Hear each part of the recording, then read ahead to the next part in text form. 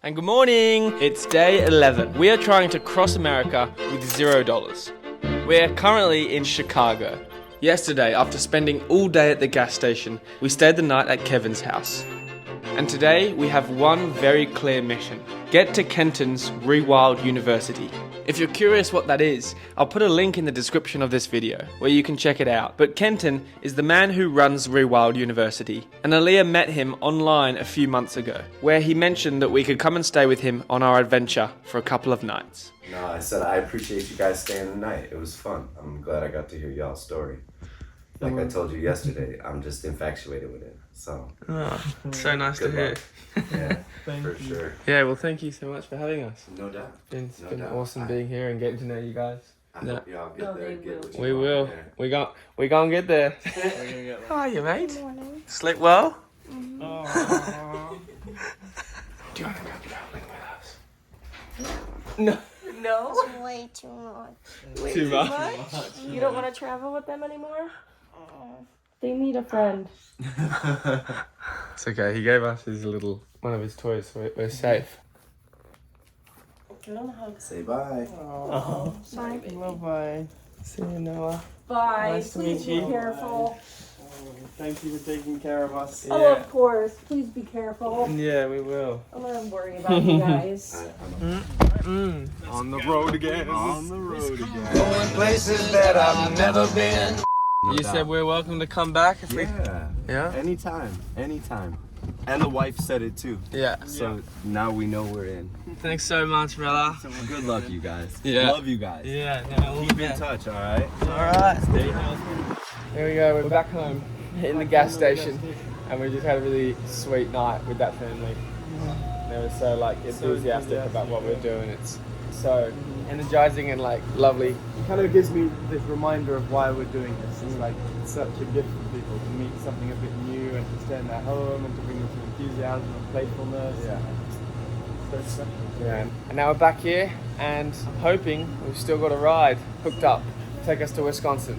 Morning, mate. How are ya? Good. Ready for a drive? Yeah. All right, we're on.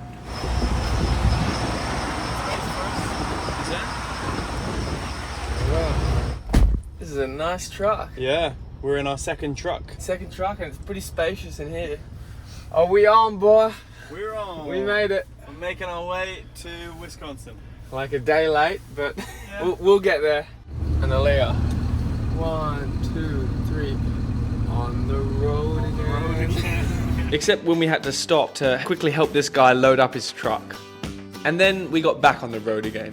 On these longer rides, Elia and I took turns with who sat in the front because it gave the person sitting in the back a bit of time for some much needed rest.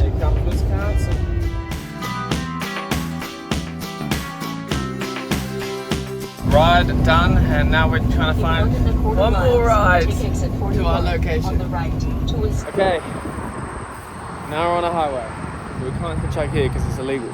We go to the gas station. The town we're trying to hitchhike to is called Sparta. This is Sparta. This is Sparta. How good that we got decked out with this gear. I know, amazing.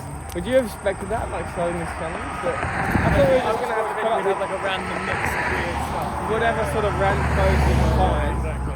And we've been decked out with this pretty epic gear. This guy's going to Sparta. I can see it in his glasses. No, not going that way. We're trying to find a ride. Sorry. Alrighty. We were going that way. Thank you. Thanks for your help. Alright. You have a good day. With no luck at the gas station and no cars in sight, we decided it was best to do what the Spartans would do. Hit the open road.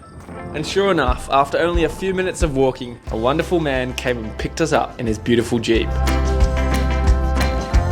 What did you say? You're right at the roll.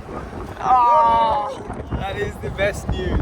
Because we've been trying to get here for so many days as well. You got bigger guts than me. I've been a firefighter for 25 years. There's Oh, no really? way in heck I would take off on a journey like that with no money.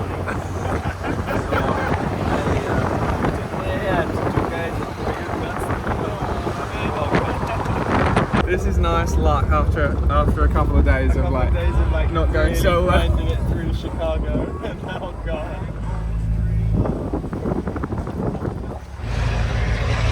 Thank you. Thank you. You guys have an amazing rest of your day. All right. Thank you. Cheers, mate. Thank you. Thank you. Very well.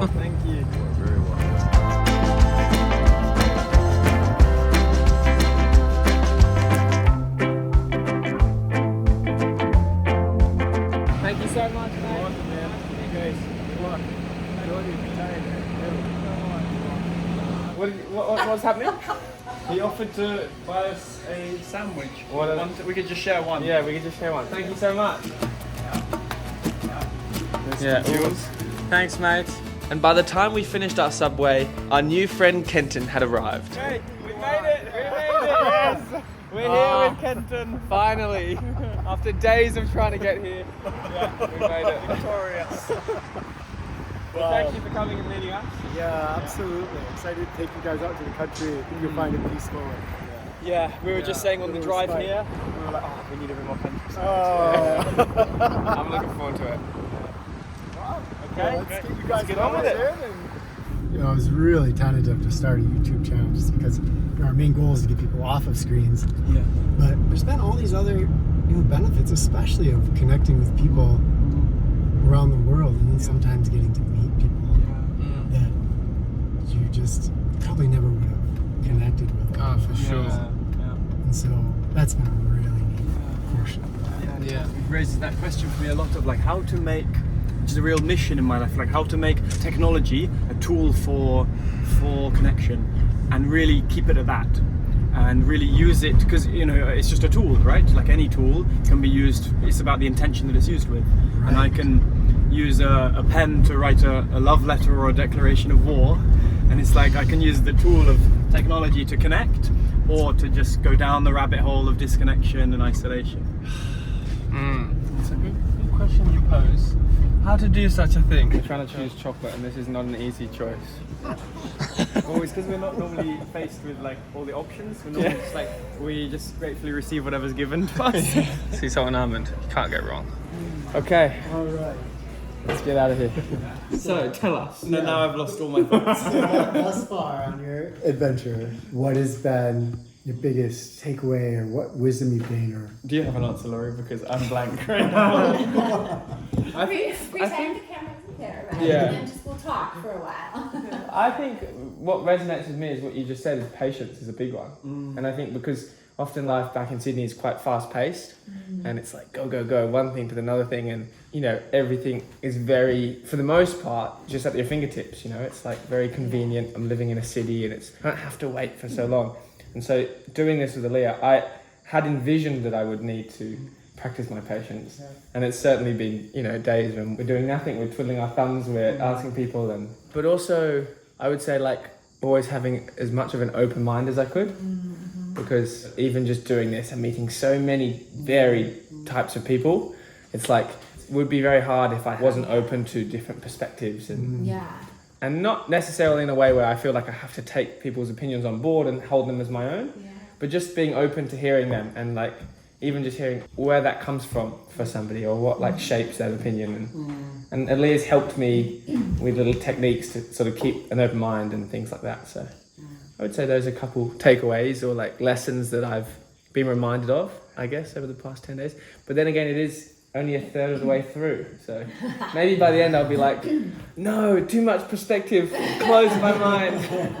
no matter what situation we're in as humans, we can torture ourselves in our minds. But you guys are doing something really different. I mean, we got to see this a little bit through ReWild U. So people coming away out of, especially for you, busy lifestyle, and then switching to something where often there's nothing going on.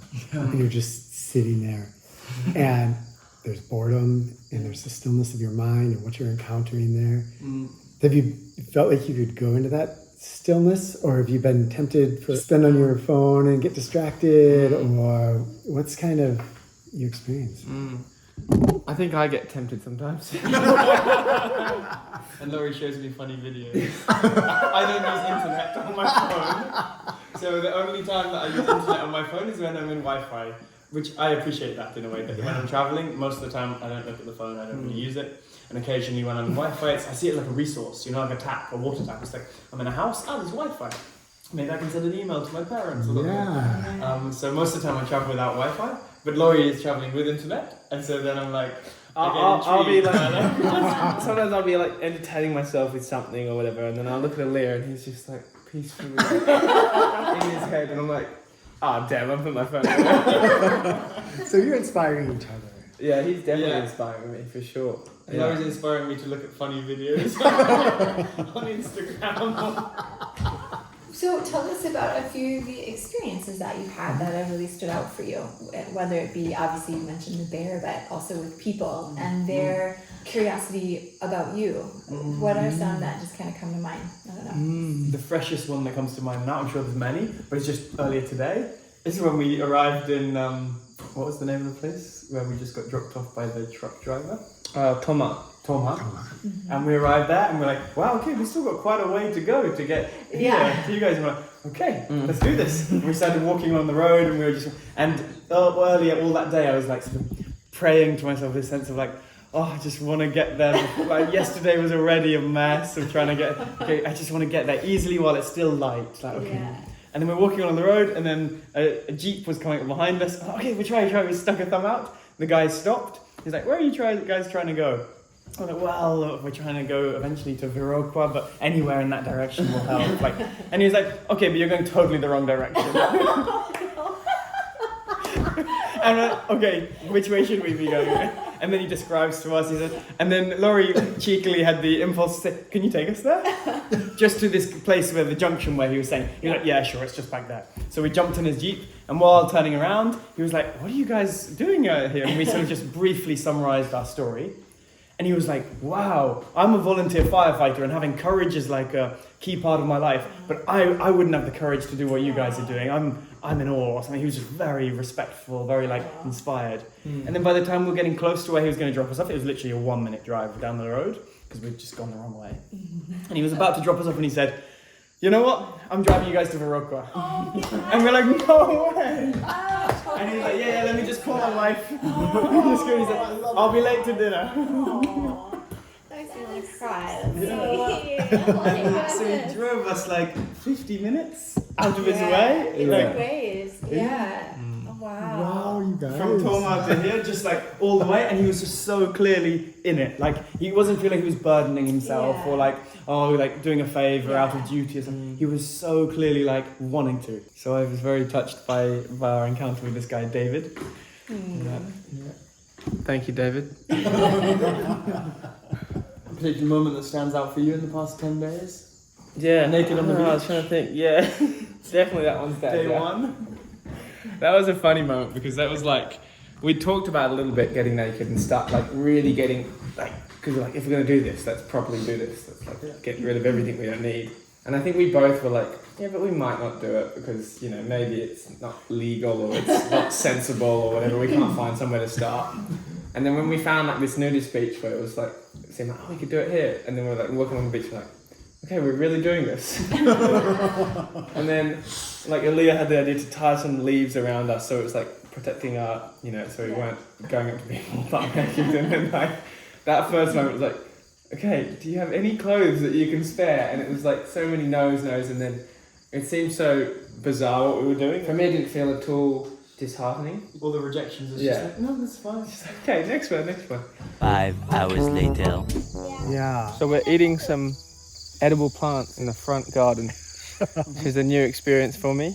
You haven't done this at all yet, foraging. No, This is brand new to you. not yet, and definitely not on this trip. Okay.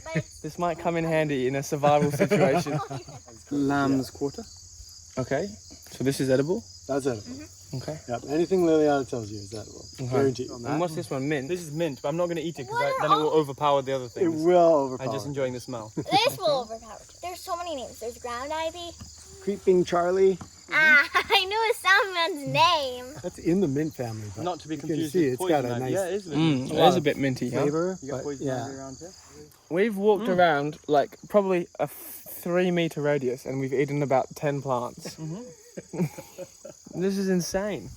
That one tastes very Yeah, it's nice. It's kind of Distinct. my initial taste was like, oh, quite bitter, but that kind of softened. There's a.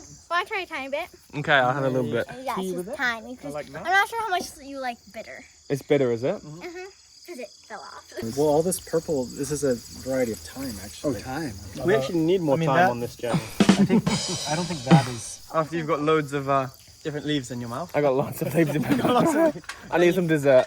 What are these? Wild grapes. They were really good. Are they good? Good ones? Wow. So sweet. This is my favourite plant so far. Is it? Yeah. You like these? So I'm curious, when we're walking through these patch, seems like we're stopping all the time for edible. Yeah. Is so much of this edible, or is it like, what would you say percentage-wise? So the grass we can't really digest, but otherwise 90% of these plants. Seriously, so you think around 90% of the plants that we're walking through, aside from the grass, I would are say edible? so. Not the biomass, because a lot of it's grass. But So to be fair, I mean, Kenton's definition of edible is very broad. He means I've survived. Yeah. Like You can eat it and survive, but it might not. Nothing here will be poisonous. You're pretty much safe tasting anything. Like this one, like I would never eat any part of it except the berries, and only very infrequently. the berry of this, After they kinda eat mom's numbs- food. It numbs your taste buds? Yeah. Okay, so I'm getting that like you can survive on 90% of the plants here. But would you consume them on like a daily basis? It would be hard to get enough calories if you were just trying to live purely off of. So that's the thing, you'd have to, if you wanted to live purely off the things you find for calories, you'd have to either eat tons of fruit or you need like starchy vegetables like potatoes or something. yes. But Okay. arguably the nutrition in these plants is way better than anything else we get because the soil is, it's not stripped out like it is from so much of agriculture. Have you ever I'm tried an like, ant eat these before? treasures. Do you want to try one? Not really? Oh, hell no, I'm not eating a grasshopper. It's time for dessert. Blackberries. This is somewhere here. Oh yeah, that's the sweet taste that I know. You wouldn't be doing this in Australia because you'd be stung and you'd be getting bindies in your feet. Wow. Enjoy. This guy? Oh, hell yeah. Elia, try one of these. Yeah? Wow. That's my favourite plant by far. And we're back. Dinner time. Thank you so much. This looks incredible. Absolutely. We're often stuck at gas stations eating chips and things that were like, nuts. We always try and go, when we're wanting to avoid unhealthy stuff, we're always trying to go, maybe some nuts? But this is just, Yeah. Hey, you guys, can we join hands for a second? yeah. Oh, I love it. Just want to say gratitude for having you guys here. We always try to do some gratitude around the table, and that you made this trip all the way from way down there to see us and spend some time with us. Thank you. Yeah, and thank you so much for having us. We both feel very grateful to be here and we feel very welcome, so thank you so much. So this is called Mandrake. what is it called? Poisonous, the deadly American mandrake. American mandrake. They was say made. never eat this or you'll become an alien. I'm gonna try. So here we go. Here we go. Cheers. Cheers. I mean, it tastes really good. Really good. Oh, but where is it? You gotta make We're hunting for a strange plant It only comes out at night. that only comes out at night. It's gonna numb our taste buds, apparently. Okay. Wait, hold up. This one has a seed. Oh, coming okay, wow. 5 or 6 seconds and then spit it out. And then after about 30 seconds or a minute, you'll get an effect. How many did you put in? out. One so far. I just do one at a time. I'm not Oh, I doing can this. feel it already. So you just chew it and then you spit it out. I'm Yeah. feeling it on my tongue a lot. Yeah. Yeah. Oh, you're so red, I think. Is it? Okay, so been a pretty cool day after like a few days of transit and Yeah, a bit more like grueling. but yeah, we finally got here around, I don't know what it was, 2 or 3 p.m. We spent the afternoon with this really amazing family exploring, learning about edible plants and had a really lovely dinner. And now we're in this thing called a yurt, which is like big teepee sort of tent thing. We're here for a night or two and then we continue west. So I'm feeling really happy. How are you feeling, Elia? Tired and like really satisfied from being here. It feels very nourishing and kind of invigorating to be in lots of nature and with like very playful kids. Yeah. Yeah, and I really get a good feeling from Kenton and Rebecca and find their home very beautiful. Day 11 complete. Yes. So we'll see you guys tomorrow. Don't forget to subscribe so you don't miss out on what happens tomorrow. I'll see you in the morning. It's our first sighting of the Amish people.